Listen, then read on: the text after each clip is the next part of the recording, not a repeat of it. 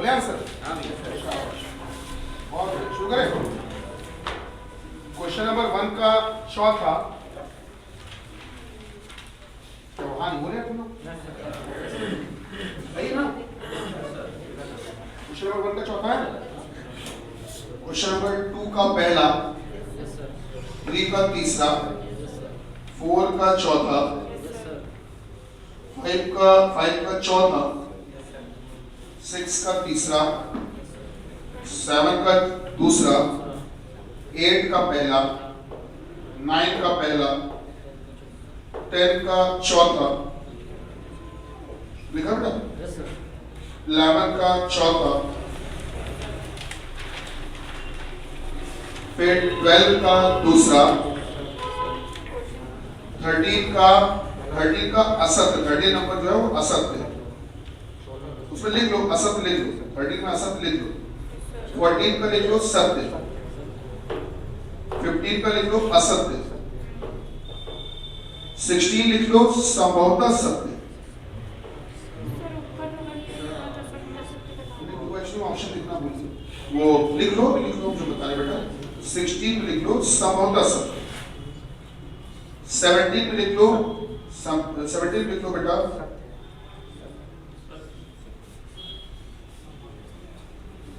संभवतः असत्य नहीं। अरे क्या है?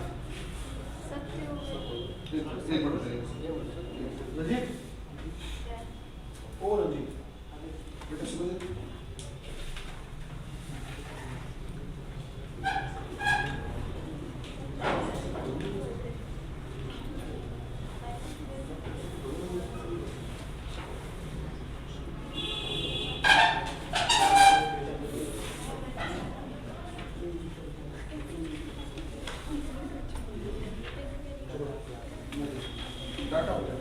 बेटा इसका डाटा पर्याप्त। क्वेश्चन 70 का डाटा पर्याप्त।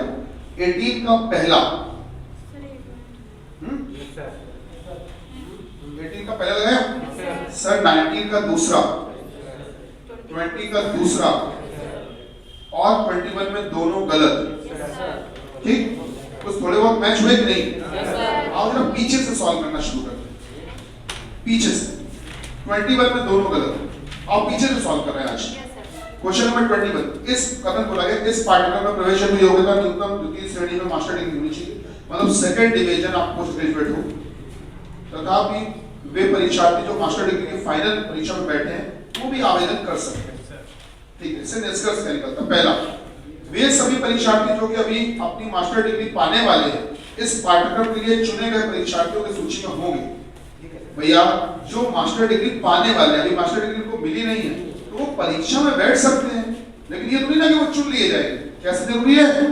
नहीं, इसलिए निष्कर्ष गलत हो गया। दूसरा, वे सभी परीक्षार्थी जिन्होंने मास्टर डिग्री द्वितीय श्रेणी में प्राप्त की है इस पाठ्यक्रम के लिए चुने गए परीक्षार्थियों की सूची में होंगे। आप ये बताओ, ये जो द्वितीय श्रेणी में मास्टर डिग्री वाले हैं उनको परीक्षा में बैठने का अधिकार है, प्रवेश परीक्षा में, है ना? उनको भाई चुन लिया जाएगा ये कोई ना कंफर्म है। भाई परीक्षा में बैठ जाएंगे, फिर पास हो गए तो चुन लिया जाएगा, लेकिन परीक्षा में बैठने तक का अधिकार है, चुन लिए जाएंगे ये कोई कंफर्म नहीं है। इसलिए दूसरा वाला भी क्या होगा सर? गलत। समझ पा रहे हैं सर? दोनों में चुन लिए गए की बात ना होती, क्या बात होती फिर? मतलब एग्जाम में बैठने की बात। अगर परीक्षा में बैठने की बात होती, हाँ तो सही। हाँ तो हो सकता है, दोनों हो सकता है। सर जैसे ऊपर तथापि लिखा है तो उसका क्या मतलब है? दो में से कोई एक चीज स्टेट? नहीं, ये तो दोनों ही एक साथ। यद्यपि अर्थात तो मांगी तो दोनों चीज आएंगी। दोनों चीजें, मतलब भाई अच्छा एक बात बताओ, एक बच्चा क्या ऐसा पॉसिबल हो सकता है कि वो सेकंड डिवीजन से पोस्ट ग्रेजुएट भी हो और पोस्ट ग्रेजुएट की परीक्षा में बैठ गया? भाई दो में से कोई एक ही काम तो करेगा, या तो पोस्ट ग्रेजुएशन कर रहा होगा या तो कर चुका होगा, है ना? तो उन्होंने बोला है कि पहले ही तो प्रायोरिटी यही है कि सेकंड डिवीजन पोस्ट ग्रेजुएट होना चाहिए। अगर नहीं है तो फिर पोस्ट ग्रेजुएशन कर रहा होना चाहिए। और दोनों ही स्थितियों में, अगर दोनों में से किसी भी स्थिति में है तो उसको परीक्षा में बैठने का मौका मिलेगा। ठीक है, इसलिए तो फिलहाल इसमें परीक्षा में बैठने की बात नहीं थी, चुनने की बात थी, इसमें दोनों के दोनों क्या हुए? गलत। आइए क्वेश्चन नंबर 19-20 की बात करें। 19-20 आपको 6 फिल्में ABCD EF दी गई हैं बॉक्स ऑफिस पर और इनका बिजनेस भी दिखाया गया है। जो फिल्म ए है उसका बिजनेस कितने करोड़ रुपए है बेटा? 100 करोड़। ऐसे सबका लिया हुआ है। बॉक्स क्वेश्चन नंबर 19 पढ़ रहे हैं सर। बॉक्स ऑफिस पर सबसे अधिक कमाई करने वाली फिल्मों में से दूसरे स्तर पर कौन सी थी? तो जिसकी दूसरी सबसे अधिक कमाई है, दूसरी सबसे अधिक, तो बेटा सी जो फिल्म है उसकी कमाई दूसरी सबसे अधिक हुई है। ये बताओ सबसे ज्यादा कमाई किसकी हुई? ई। तो दूसरी सबसे अधिक किसकी हुई? सी की हुई। सही है, 150 करोड़ रुपए। अब आ जाओ क्वेश्चन नंबर 20। फिल्म सी की कमाई किन फिल्मों की संयुक्त कमाई के बराबर है? तो सी की कमाई 150 है, तो किन दोनों को जोड़ के 150 आ रहा है? ए को और बी को, और किसी को भी जोड़ के 150 आ रहा है क्या? ऑप्शन नहीं था इसलिए जोड़ना पड़ा 3 को बेटा। किसको किसको जोड़ सकते बताओ? बी है, डी है और क्या इनको जोड़कर भी 150 आ रहा है? सही है सर। आइए क्वेश्चन नंबर 18 देखते हैं। यदि $10.25 का अर्थ है 8, यही तो दिया है ना? फिर $12.25 का अर्थ क्या दिया है? 10 दिया है। सही है, तो देखो 10 5 7 8 2 1 3 4 5 10। तो अगर $10.25 अगर सभी अंकों को जोड़ दें तो क्या बेटा होता है 8? होता है ना? 1 + 0 + 2 + 5 होता है 8, है ना? ऐसा सब में हो रहा होगा। पूछा गया है $14.53 का क्या होगा? हो गया होगा। 1 और 4 5 5 10 3 13। अब क्वेश्चन नंबर 13 14 15 16 17, ये जो पैराग्राफ दिया है वो किस पर आधारित दिया है? इसमें क्या बातें की गई? पढ़िएगा पैसेज में। भारत ने सदा से ही निर्माण उद्योग का अपना एक विशिष्ट रहता आया है या विशेषता रहती है निर्माण उद्योग। ठीक है, हमने सिद्ध कर दिया है कि भारत युग के 7 आ गया है और तथा उसके अंतरराष्ट्रीय बाजार में सर्वोत्तम के विरुद्ध। हमें ऐसा क्यों लग रहा है कि थोड़ा थोड़ा सा मिसिंग है? नहीं लग रहा? एक शब्द इसमें मिसिंग है पूरी लाइन में। इसको भी चलो नहीं मिसिंग, नहीं मिसिंग, विशिष्ट के बाद लगा था, लेकिन आप चलो मैनेज हो जाएगा है। तो चलो देखते हैं। तो भारत जो है वो निर्माण उद्योग में अपनी विशेषता बढ़ाता चला जा रहा है और सिद्ध कर दिया है भारत ने कि अब वो युग के साथ आ गया है और उसके अंतरराष्ट्रीय बाजार में सर्वोत्तम के विरुद्ध प्रतिस्पर्धा करने में कोई कमी नहीं है। अब वो जो सबसे बेस्ट वाले लोग हैं उनके साथ कॉम्पिटिशन कर सकता है भारत। फिर भी अभी समय है कि अन्य शक्तियां अंतरराष्ट्रीय रूप में इसके विकास को समुचित महत्व दे रही हैं।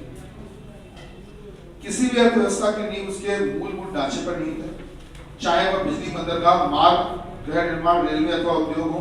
निर्माण क्षेत्र को मुख्य भूमिका अदा करनी होगी। ठीक है, भारत के श्रम गहन निर्माण उद्योग को देर से ही किंतु उसे भारी परिवर्तन से गुजरना पड़ा। इसे समुन्नत डिजाइन, विषय निर्धारण तथा समय से कार्य करने की मांग में वृद्धि, बृहत्तर मशीनीकरण तथा विकसित देशों में प्रचलित गहन निर्माण प्रक्रिया संबंधित संयंत्र का अपनाना, इन सबका सामना करना पड़ रहा है। निर्माण में अपनाए जाने वाले आधुनिक तरीकों तथा टेक्नोलॉजी तथा अल्प समय में ऊंची गुणवत्ता वाले निर्माण पर अधिक महत्व एवं जोर दिया जा रहा है। इस पूरी बात का मतलब क्या है? सुनिए, इस पूरी बात का मतलब भैया ये है सर इस पूरी बात का मतलब बस ये है कि भारत इंफ्रास्ट्रक्चर के सेक्टर में, इंफ्रास्ट्रक्चर क्या होगा? निर्माण, जो निर्माण होता है ना, चीजें बिल्डिंग बनती हैं, तमाम सारी चीजें कंस्ट्रक्शन, तो भारत उसमें बहुत आगे बढ़ गया है और अब वो अन्य कई विकसित देशों को टक्कर दे रहा है, उनसे कंपटीशन कर पा रहा है। जिसमें से भारत की जो मैन पावर है, भारत में श्रमिक सबसे ज्यादा है, मालूम है आपको? सबसे ज्यादा श्रमिक जो दर्ज रजिस्टर्ड श्रमिक है वो भारत में सबसे ज्यादा है, जिसकी वजह से भारत निर्माण कार्य में आगे बढ़ पा रहा है। टेक्नोलॉजी उतनी ज्यादा नहीं भारत में जितनी अन्य देशों में, लेकिन श्रमिकों की बदौलत उसने ये काम कर लिया कि वो प्रतिस्पर्धा बराबर कर पा रहा है। ठीक, अब वो क्या कर रहा है? उसको टेक्नोलॉजी में भी आगे बढ़ना है और वो बढ़ रहा है। टेक्नोलॉजी, तकनीक जिसे आप कहते हैं, अब उसमें भी बढ़ रहा है। जैसे कि आप अगर देखें, लॉकडाउन का जो पीरियड था लगभग 4 महीनों के आसपास, 5 महीनों के आसपास, अपने यहाँ मेट्रो का काम कितनी तेजी में हुआ था, आपको ध्यान दिया? नहीं मालूम? अरे गुरुदेव वाली बेल्ट पे पूरा, तो मेट्रो का काम इतनी जल्दी हो गया। इसका मतलब निर्माण कार्य करने की जो क्वालिटी है, जो स्किल है, वो है भारतीय लोगों की, जाहिर सी बात है। तभी तो एक ऐसी जगह जहां पर बहुत घनी आबादी थी या रोड बहुत चलता था, उसके बावजूद भी वहां पर उन्होंने जल्द से जल्द मेट्रो का काम पूरा किया।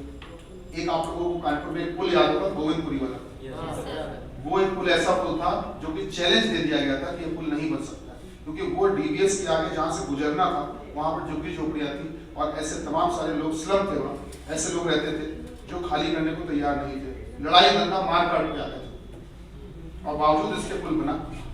क्या हमारी बात समझ में? तो इसका मतलब ये कि भारत में लोग भी चाहते हैं कि निर्माण हो, वो भी सपोर्ट कर रहे हैं, और प्लस भारत में निर्माण को लेकर टेक्नोलॉजी भी कुछ हद तक है, बाकी अधिक मात्रा में श्रमिक भी। ये पूरी बात का लघु लुभाव है, ठीक है। ये सारी बातों का, पूरी बातों का जो कंक्लूजन है वो ये, ठीक, निर्माण सबके लिए जरूरी होता है। किसके किसके लिए? चाहे वह बिजली, बंदरगाह, मार्ग, गृह निर्माण, रेलवे अथवा उद्योग। आप बताइए कि सभी में निर्माण जरूरी होता है? सब में बेटा, ठीक है। इन सबके लिए निर्माण की आवश्यकता होती है। चलिए अब आते हैं कि भाई इन्होंने हमको कुछ कथन दिए हैं, कथन कह सकते हो, जो ये बोले जा रहे हैं कथन। ऊपर दिए गए पैराग्राफ से कौन सा कथन निश्चित रूप से आपको सत्य लगता है या कौन सा असत्य लगता है? कौन सा संभवतः सत्य है, कौन सा संभवतः असत्य है, कौन सा संभवतः सत्य नहीं है, कौन सा संभवतः सत्य नहीं है? या ये कह सकते हो कि किसमें भी आपको लगता है कि जानकारी अधूरी है, कि बात किसी और चीज की गई और यहाँ पर बात किसी कथन में कुछ और बोल दिया। जैसे पहला, भारत की निर्माण कंपनियों को अंतरराष्ट्रीय बाजार में अपने को भी अभी भी स्थापित करना है। आप बताओ, अंतरराष्ट्रीय बाजार में स्थापित करना है कि आप स्थापित हो चुके हैं? आप प्रतिस्पर्धा के लिए तैयार खड़े, स्थापित करने की जरूरत ही नहीं है। दूसरा, भारत में वर्षों से निर्माण क्षेत्र श्रम जनित होता आया है। श्रम जनित का मतलब समझ लो बेटा, मैन पावर, मतलब मजदूरों से, मशीनरी नहीं। हमारे यहाँ आज भी भले ही जेसीबी चल गई है और भी तमाम सारी टेक्नोलॉजी चल गई, मशीनें चल गई, उसके बावजूद भी आज भी जब घर बनता है तो सबसे पहले आप ढूंढने जाते हो तो लेबर मिस्त्री। आप मशीनरी नहीं ढूंढते, सबसे पहले लेबर मिस्त्री। बताओ, गलत तो नहीं कह रहे? अच्छा लेबर मिल जाए, अच्छा मिस्त्री मिल जाए जिससे हम काम करवा सके। तो ये सच्चाई है कि श्रम जनित मतलब मजदूरी, जन से, जन मतलब लोगों से, तो लोगों से मजदूरी करने को लेकर आज भी भारत जो है वर्षों से इसमें निर्माण कार्य में श्रम जनित होता आया है। ये काम बिल्कुल सही बात, ये बात ऊपर बोली गई थी, ये कथन बिल्कुल सही है, ऊपर वाले पैराग्राफ से रिलेट करता है। अगला, भारत के नीति निर्धारकों ने अभी तक निर्माण क्षेत्र को एक व्यवहार उद्योग के महत्व को नहीं समझा। आप बताइए, क्या कहीं पर ऊपर नीति निर्धारकों ने अभी तक निर्माण क्षेत्र में भारत के व्यवहार उद्योग के महत्व को नहीं समझा है? बेटा, भारत का जो निर्माण उद्योग है उसको समझा गया है, तभी तो उसकी तारीफ की गई है, अभी तो कहा गया है कि वो सफल हुआ। तो आप बताइए, अगर नहीं समझा होता तो ये कैसे कहते कि सफल हुआ? भारत का निर्माण उद्योग सफल है कि नहीं इनके मुताबिक, तो ये कैसे कह सकते हैं कि नहीं समझा है? क्या होगा बेटा? ये गलत है ना। अगला, विकसित देशों का निर्माण क्षेत्र भारत में निर्माण क्षेत्र की अपेक्षा गुणवत्ता में बहुत श्रेष्ठ है। बताओ क्या करें? जरूरी है? जरूरी है, लेकिन संभवतः सत्य हो सकता है। क्यों हो सकता है? क्योंकि बात बोली गई थी कि भारत अब उनके साथ प्रतिस्पर्धा करने में सक्षम है। अब इसका मतलब वो पहले से तैयार थे, तो अगर पहले से वो तैयार थे तो हो सकता है कि श्रम जनित की वजह से, हो सकता है श्रमिकों की वजह से या फिर टेक्नोलॉजी की वजह से, दोनों में से कुछ भी हो सकता है। तो उनकी तकनीक भी बेहतर हो सकती है या फिर उनके यहाँ मजदूर भी बेहतर हो सकते हैं, दोनों में से कुछ भी हो सकता है। अब पढ़िए इन्होंने बात किसकी की गई। विकसित देशों का निर्माण क्षेत्र भारत में निर्माण क्षेत्र की अपेक्षा गुणवत्ता में बहुत श्रेष्ठ है। तो उनका निर्माण क्षेत्र जो है वो भारत की अपेक्षा गुणवत्ता में बहुत श्रेष्ठ है। तो यार अभी तो बात कंपटीशन की आई है, अभी तो कंपटीशन के लायक हम हुए हैं, कंपटीशन के लायक हुए हैं, तो हम ये कैसे कह दें कि वो हमसे बेहतर है? कंपटीशन तो करो ही था, तब पता चलेगा कौन बेहतर है। तो अब हम प्रतिस्पर्धा के लायक हुए सर, तो हम ये कैसे मान लें कि वो बेहतर है? पहले से दुश्मन को अपने से बहादुर मान ले, नहीं मान सकते। तो ऐसी स्थिति में ये बात सच हो सकती है। बात समझ रहे बेटा? सच हो सकती है, ठीक है। इसीलिए क्या बोला गया, पढ़िए क्या लिखा होगा, हमने आंसर क्या बोलवाया आपको इसमें? संभवतः सत्य। संभवतः सत्य का मतलब शायद सत्य हो सकती है, बट पूरी तरह से। ये संभवतः क्यों लगाया गया उसका रीजन समझ लो। इसलिए लगाया गया कि पूरे पैराग्राफ को तुम पढ़ लेना, पूरे पैराग्राफ में भारत का संघर्ष ही बताया गया है और कुछ नहीं बताया गया। तो यार अगर भारत का संघर्ष बताया गया है और अपने देश के खुल के बुराई भी नहीं कर सकते कि विदेश में निर्माण कार्य हमसे बेहतर है, ये भी उन्हीं खुल के कह सकते हैं। तो ऐसी स्थिति में सीधी सी बात है कि भैया नहीं कहेंगे, हो सकता है तो बेहतर हो, जबकि हमारा दिल जानता है कि सच्चाई क्या है। क्या मेरी बात समझ रहे हैं? और हम क्या कहना पड़ रहा है आपको, हो सकता है कभी भी बात का देश की हो बेटा, तो देश का सम्मान सबसे पहले। लेकिन इसका ये भी मतलब नहीं कि तुम सिरे से झूठ बोल दो, सीधे सिरे से खुले मतलब साफ सफेद झूठ बोल दो तुम, ऐसा भी नहीं। कि कहा गया कि युद्ध नीतियों में या युद्ध के लिए जो शस्त्र हैं उनमें भारत की युद्ध नीति और भारत में जो शस्त्र हैं या भारत में जो हथियार हैं वो सबसे बेहतर है दुनिया के, और तुम कह दो हाँ सत्य है, झूठ हो गया है। तो हम ये कह सकते हैं कि बुराई नहीं कर सकते भारत की, हम ये कह सकते हैं हाँ शायद सही होगा। इससे क्या कहा हमने, देश का सम्मान भी बचाए रखा और अपनी बात भी कह दी। आपको याद होगा हमने बहुत पहले अपने YouTube पे पढ़ाया था, भी बताया था आप लोगों को, ऑफलाइन क्लास में भी गुरुकुल में भी बताया होगा बेटा, हम 2 टेबल बनवाते थे, कब ये चीजें सही होंगी और कब ये चीजें गलत होंगी। तो जब सही होगी तो उसमें हमने आपको एक चीज लिखवाई होगी, जरूर लिखवाई होगी बेटा, देश हित, लोक हित, सामाजिक हित, देश सबसे पहले देश है, सब बाद में, हम तुम हमारी पहचान हमारा स्थायित्व सब बेकार, सब बाद में, मुकेश अंबानी बाद में, पहले भारत। क्या मेरी बात समझ रहे हैं? सबसे पहले बेटा देश, ठीक है। तो देश की जब बात हो तो सीधे देश का अपमान करना अच्छी बात नहीं, हंसी मजाक में कर ले कोई गलत बात है, लेकिन सच्चाई में बेटा देश का अपमान करना कभी भी सही बात नहीं है। तो संभवतः क्या करेंगे सब। अब आ जाओ क्वेश्चन नंबर 17। भारत में निर्माण कंपनियां परियोजना की कालावधि बोलते हैं, उसको समय बोलते हैं, नहीं ड्यूरेशन होता है। भारत में निर्माण कंपनियां परियोजना की कालावधि को घटाकर तथा आधुनिक उपकरणों का प्रयोग करके अपने लाभ को अधिकतम कर सकती है। आप मुझे बताइए, ऊपर जो बात की गई है उसमें क्या ऐसा कुछ बोला गया है कि जो भी प्रोजेक्ट मिलते हैं, जो टेंडर मिलते हैं, वो टेंडर समय पर पूरा करने के लिए आधुनिक उपकरणों का प्रयोग कर लिया जाए और इससे लाभ हो जाएगा, समय बच जाएगा, जल्दी समय से पहले चीज पूरी हो जाएगी। क्या ऐसी कोई बात ऊपर की गई? आप पढ़िए। वही मैं जानना चाह रहा हूँ कि आप बताइए क्या ऐसा कुछ बोला गया है कि जो निर्माण होते हैं वो समय पर नहीं हो पा रहे? पढ़ो ऊपर ऐसे लिखा है, पढ़िए कोई लाइन ऐसी तो लिखी कि जो भाई ऐसा आपको मालूम होगा, जैसे कोई पुल का कॉन्ट्रैक्ट दिया जाता है तो केवल ये नहीं होता कि कंपनी को कॉन्ट्रैक्ट दे दिया गया, नहीं, बाकायदा उसका टेंडर जनरेट होता है। टेंडर जनरेट होने के बाद में उसका एक प्राइस, आपस में लोग अपने कोड उसको बोलते हैं, कोड जो प्राइस होते हैं वो कोड बोला जाता है टेंडर की भाषा। तो सब अपने अपना कोड देते हैं, समझ रहे हैं, सब अपना अपना कोड देते हैं।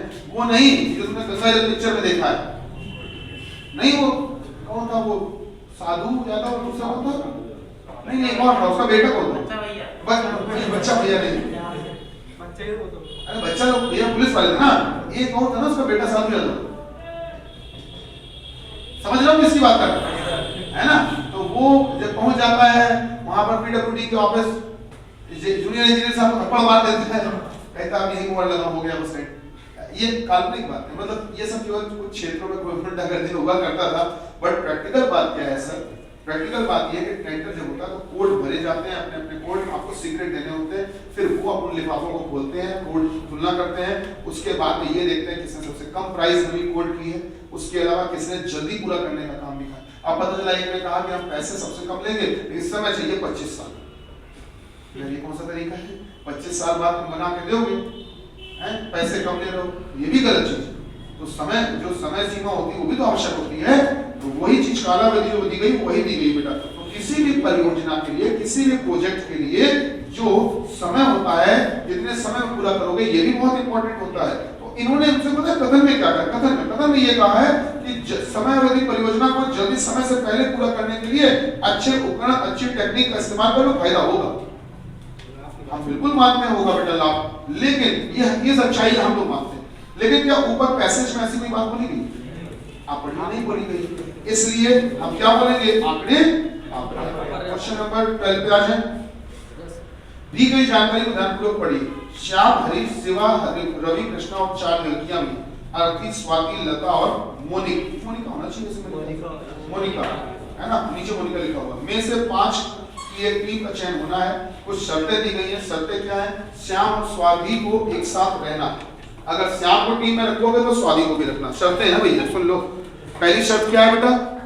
कि अगर श्याम होंगे टीम में तो स्वाति भी जरूर होंगी। सही? अच्छा, दूसरी शर्त क्या है? कि रवि अगर आएंगे टीम में तो फिर कौन नहीं आएगा? मोनिका नहीं। होता ना कभी कभी लड़ाई कि उनको खिलाओगे तो हम नहीं खेलेंगे, जाओ। और ऐसे होते हैं ना, और अगर हमको खिलाओ तो हमारे दोस्त को भी खिलाना पड़ेगा। तो वही सब चल रहा है। अर्थी को किसके साथ नहीं रखना है? लता के साथ। अच्छा, अब देखो बेटा, चौथी शर्त क्या है? शिवा को किसके साथ रखना है? शिवा होंगे तो कृष्णा भी होंगे। सही?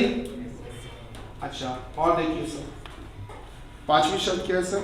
लता हरीश के साथ नहीं रहेंगे। तो मतलब अगर लता रहेगी तो फिर हरीश नहीं रहेंगे। चलो शुरू करें। अब बोला क्या गया क्वेश्चन? यदि अर्थी सहित टीम में कम से कम 3 लड़कियां हो, तो मतलब अर्थी के साथ साथ में 3 लड़कियां और चाहिए तुम्हें टीम में। तो अर्थी के अलावा और सदस्य होंगे कौन कौन? अब जरा पहला ऑप्शन देख लो बेटा। पहला ऑप्शन देख लो, रवि, कृष्णा, कृष्णा, और कृष्णा के अलावा कौन है? स्वाति, स्वाति, स्वाति, स्वाति, फिर मोनिका। अच्छा, एक नाम आपको पता पहले से जुड़ा हुआ है, जुड़ा है कि नहीं जुड़ा? ठीक है। अब ये बताओ, 3 लड़कियां चाहिए तुम्हें। एक तो हो गई अर्थी, स्वाति, मोनिका की 3 लड़कियां हो गई। ठीक है, माइनस माइनस। क्या बाकी 2 लड़के हैं? अब ये भी तो देख लो, कोई शर्त तो फेल नहीं हो रही है।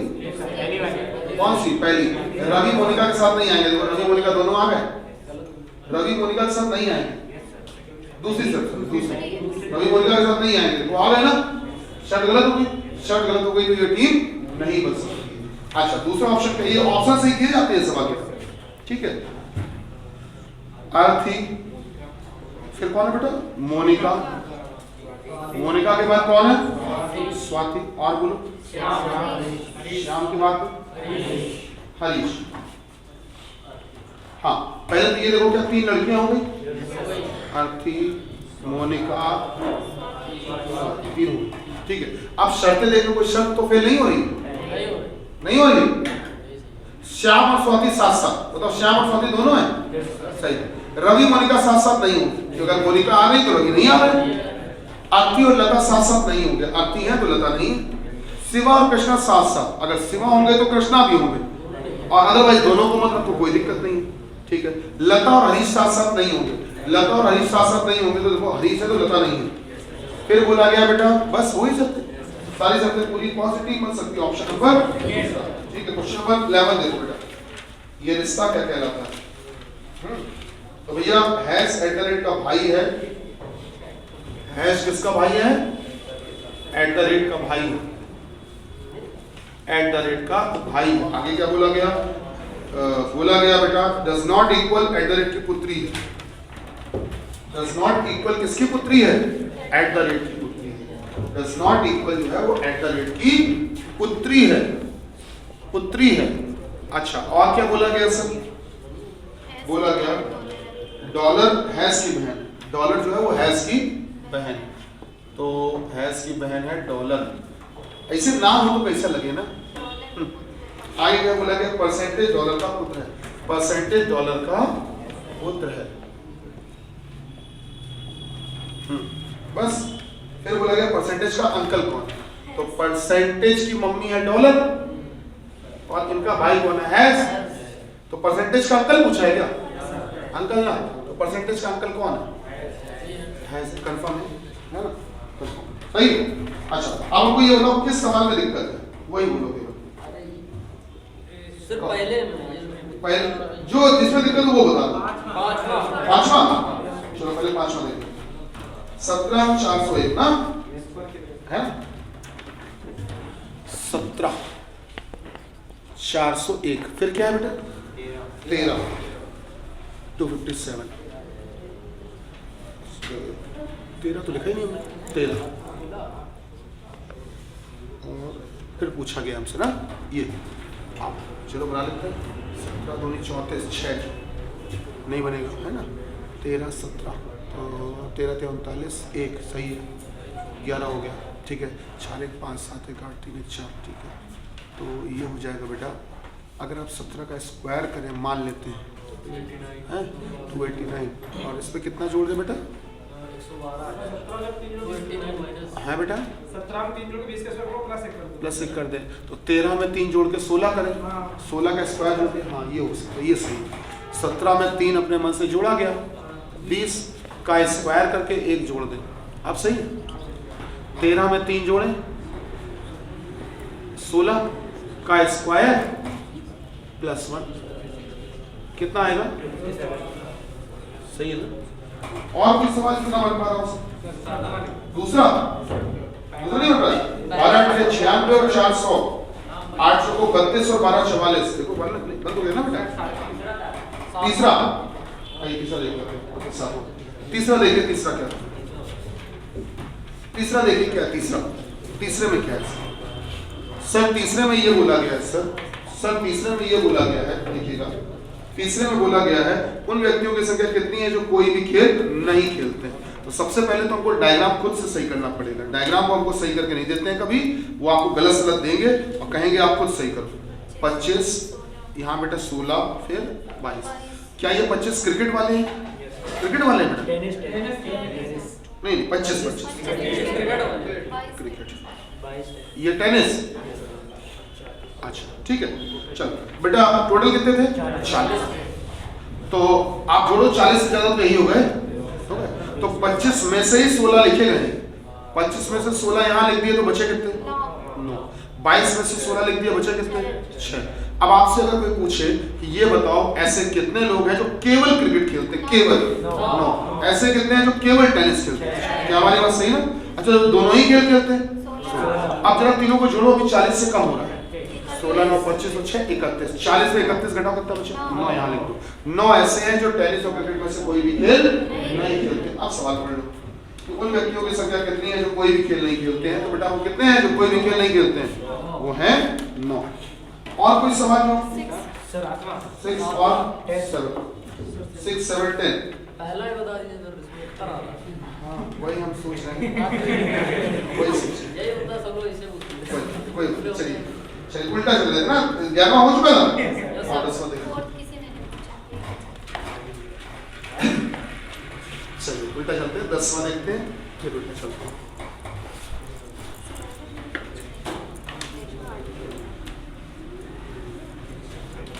देखो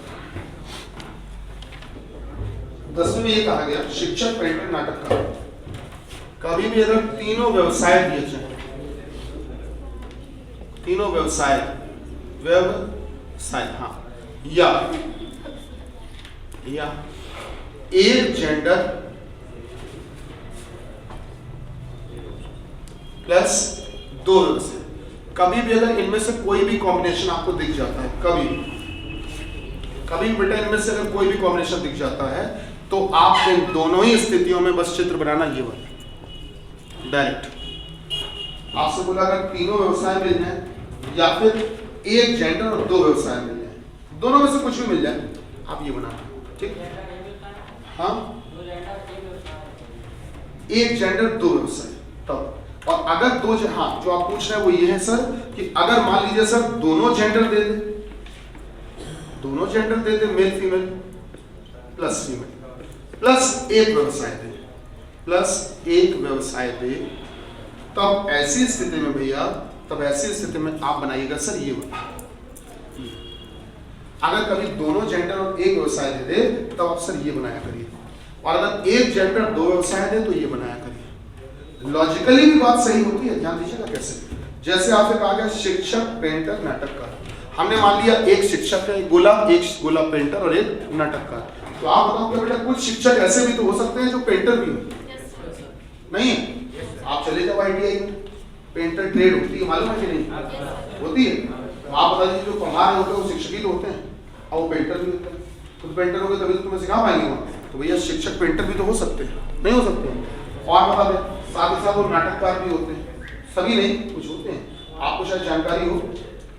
तो कुछ ऐसे भी कवि होते हैं जैसे डॉक्टर कुमार विश्वास हो, तो वो है ना, वो टीचर भी थे और साथ ही साथ कवि भी हैं, तो नाटककार भी हो सकता है इंसान, कोई दिक्कत नहीं। तो एक व्यक्ति क्या तीनों व्यवसाय में शामिल हो सकता है कि नहीं? हो सकता है बेटा, बिल्कुल हो सकता है, इसलिए ये बनाया जाता है। जैसे कह दिया, बताओ आप सभी लोग बताओ, बताइएगा बताइएगा बताइएगा, डॉक्टर, प्रोफेसर और राजनीतिज्ञ, डॉक्टर, प्रोफेसर और राजनीतिज्ञ, पॉलिटिशियन। हाँ, तो डॉक्टर, प्रोफेसर और राजनीतिज्ञ, सर यही है। एग्जाम्पल बोलो कोई। डॉक्टर हर्षवर्धन सर डॉक्टर भी हैं और पढ़ाते भी थे मेडिकल कॉलेज में, और साथ ही साथ पॉलिटिशियन भी है। डॉक्टर संबित पात्रा का नाम सुना होगा, सुना है कि नहीं सुना? वो भी क्लास लेते थे। ऐसे बहुत सारे उदाहरण हैं जो डॉक्टर भी हैं, प्रोफेसर भी हैं और साथ ही साथ पॉलिटिशियन, ऐसे बहुत सारे उदाहरण हैं सर। ठीक है, अच्छा चलिए आगे देखते हैं। तो इसी प्रकार से एक जेंडर दो व्यवसाय थे, जैसे हमने बोल दिया पुरुष, टीचर, एडवोकेट। सबसे फेवरेट एग्जांपल हमारा पुरुष, टीचर, एडवोकेट। पुरुष, टीचर, एडवोकेट। तो सर एक बोला पुरुष, एक टीचर और एक एडवोकेट, इसीलिए हमारा फेवरेट एग्जांपल है, क्योंकि इसका उदाहरण आपके सामने हम सर ये हो गया पुरुष, ये हो गया टीचर, ये हो गया एडवोकेट। कुछ पुरुष टीचर भी हो सकते हैं, कुछ एडवोकेट भी हो सकते हैं, कुछ पुरुष ऐसे भी हो सकते हैं जो टीचर होने के साथ साथ एडवोकेट भी। क्वेश्चन नंबर सर बात करते हैं हम लोग किसमें, 10वां था हमारे 9 में बेटा गुणा का अर्थ है प्लस, माइनस का अर्थ है भाग, भाग का माइनस, प्लस का गुणा। तो निम्नलिखित में से कौन सा समीकरण सही है? पहला, क्यों चेक कर पाए थे? एक बार हम कर देते हैं, सही है, सही। चलो अब आ जाओ 9 पे, सॉरी 8 पे आ जाइए। 8 में 4C28 7C बस हो गया, 7 चौको 28 है, 15 45 और 8 दूनी 16। तो संख्या तो 16 आएगी आएगी, एक ही तो ऑप्शन है 16 वाला, वही आंसर हो गया, सही है। अच्छा बोला कि 7 नंबर में 4 इंच आकार के ठोस घन के विपरीत फलकों के जोड़े लाल हरे और काले रंग से रंगे हुए, इसे 1 इंच गलों में काटा है, कितने गलों पर सभी 3 रंग होंगे? तो सर जी विपरीत है ना बेटा, विपरीत है ना कि विपरीत फलकों के जोड़े लाल रंग से, हरे रंग से और काले रंग से, कितने ऐसे घन होंगे जिनमें क्या हो सभी तीनों रंग? आंसर 8 होना चाहिए था सर, 8 है, इसका हमने लगवाया 4 है ना, गलत है सर, 8 होना चाहिए। आपने 8 लगाया था? तुम लोग राजा बेटा, सही बता रहे हैं, बहुत होशियार है तुम लोग, बहुत होशियार। अरे बहुत होशियार कहते बुरा तो नहीं मानते हो? ऐसे मजाक करते हर बार बुरा नहीं मानी जाती है। आप भी तो कहते हैं। नहीं तुम लोग बहुत होशियार, सही बात कि जो गलत आंसर है उसकी भी पुष्टि कर पाओ और सही आंसर का पता लगा पाओ, तो CID तो तुम्ही को बनना चाहिए था, नहीं बनना चाहिए। आज हमने पीयूष की फोटो देखी, कहीं टहल रहा है, वो किसी गुरुद्वारे के बाहर, दिखा नहीं दिखा? हाँ अहमदाबाद पोस्टिंग है उसने, वहीं टहल रहा है। तो तुम लोग को भी ऐसी फोटो देख के अपने आप को फील करते हो उस जगह पे? हाँ कि हम लोग भी जब पोस्टिंग होगी तो जो हमारा ऑफिस है उसमें कम बैठेंगे, बाकी दाएं बाएं घूमते ज्यादा टहलेंगे, नजर आएंगे, है ना। एक अनुज स्टूडेंट है, अनुज सेगर, वो स्टूडेंट हमारा बहुत पुराना स्टूडेंट है, वो अभी जब 26 जनवरी परेड हुई थी तो वहाँ बैठा था, फोटो खिंचवाया था, गेस्ट में बुलाया गया था उसको, वो मिनिस्ट्री ऑफ डिफेंस में, रक्षा मंत्रालय में दिल्ली पोस्टिंग है, तो वहाँ उसको बुलाया गया, तो वहाँ बैठा था कुर्सी पे रंगबाजी के साथ में, बगल में IPS ऑफिसर खड़े हुए ऐसे ड्यूटी दे रहे हैं, कितना बढ़िया लगता है देख के, है ना। तो तुम लोग अपने आप को फील करो वहीं पर, नहीं कुछ तो दरोगा तो भतीजा गया कम से कम। अब तुम अपने काम आओ ना, मेरे तो काम आई जाओ, हम तुमसे चलाना तो बचा ही लेंगे।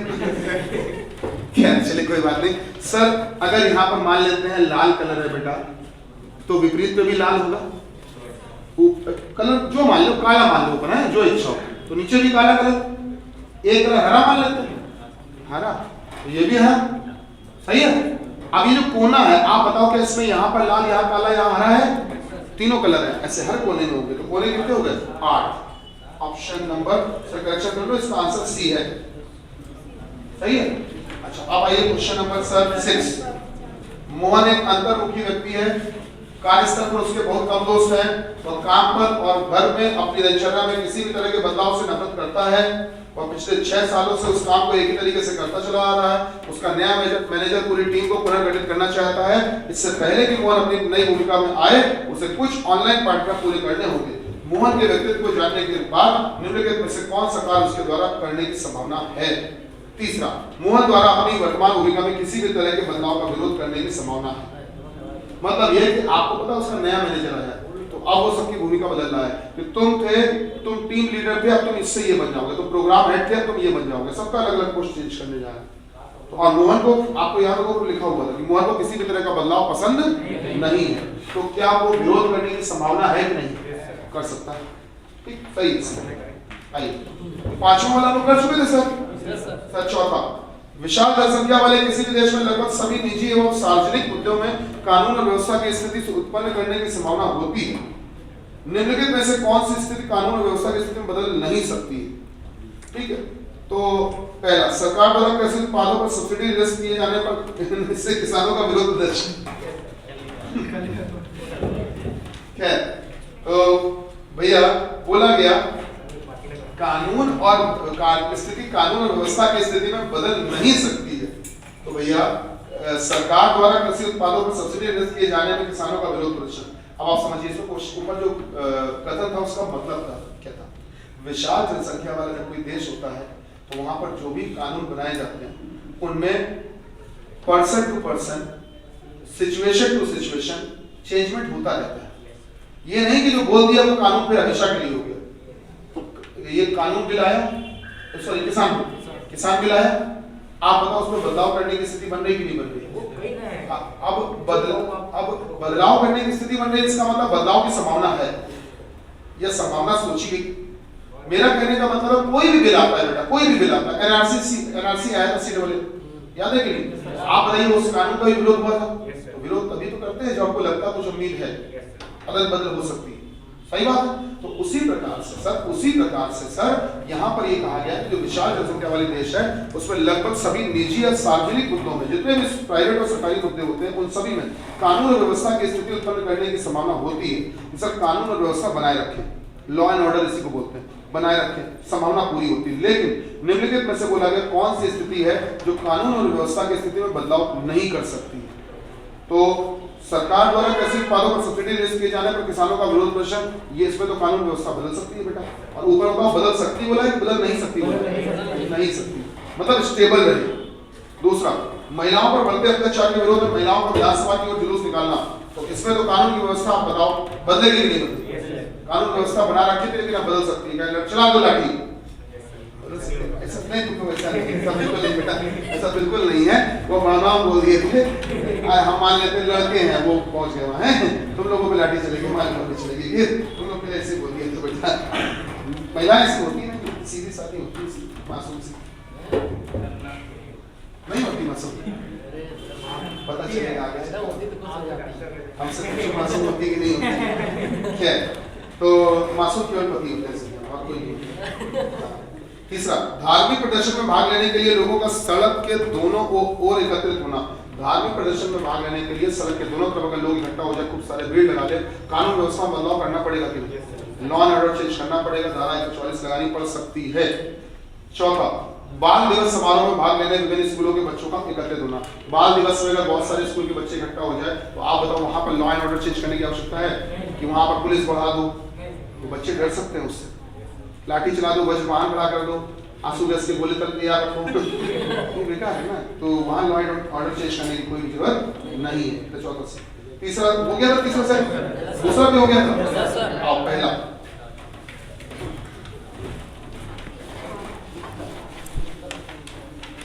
पहले का आंसर कुछ गलत लग रहा है क्या? आओ चेक कर लो, आओ चेक कर लो। आइए चेक करते हैं क्या कहा है। ये कहा गया बेटा, एक दिन सूर्योदय के समय दो मित्र राम और श्याम एक दूसरे के सामने बातें कर रहे हैं। सूर्योदय के समय मतलब सुबह का टाइम।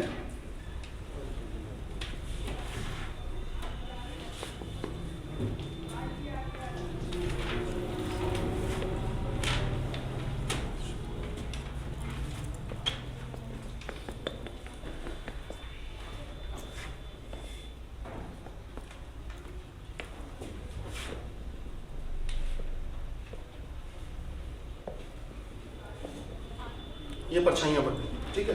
बोला क्या गया बेटा, बोला ये गया कि राम ने देखा कि श्याम की परछाई ठीक उसके बाईं तरफ पड़ गई। राम ने देखा कि श्याम की परछाई ठीक उसके बाईं तरफ पड़ गई, ठीक है। तो ये दोनों की दोनों परछाइयां जो हैं, दोनों की दोनों जो शेडो है परछाइयां, वो इस नीचे वाले व्यक्ति के बाईं तरफ बनी, और ये दोनों की दोनों परछाइयां इस ऊपर वाले व्यक्ति के दाहिनी तरफ बनी। ये फिक्स होता, बदलता कभी नहीं। तो कभी भी ध्यान रखना, अगर सुबह के टाइम का सवाल हो तो हमेशा ऊपर राइट होता और नीचे लेफ्ट होता। तो तुम्हें पता है, तुम्हें इसी बहाने शाम का भी याद हो गया। सुबह के टाइम अगर ऊपर राइट तो शाम के समय ऊपर लेफ्ट, दोनों याद हो गया। अब ये बता दो, इस सवाल को पढ़ो। सवाल में राम ने देखा कि श्याम की परछाई ठीक उसके बाईं को अंडरलाइन करो, उसके बाईं ओर, इसको अंडरलाइन कर लो। अब उसके मतलब किसके? राम के बाईं। तो बायां देख लो, बायां कहाँ लिखा, ऊपर लिखा कि नीचे लिखा? नीचे। तो बस इन्हीं का नाम रख दो, राम। ये राम है और ये श्याम हो गया सवाल। ये राम है बायां। अब पूछा क्या गया ये बताओ। तो राम का मुख किस दिशा में था? राम का मुख किस दिशा में था? ऊपर था, उत्तर में। आंसर है तीसरा, सही। सर अगर ऐसे ही है और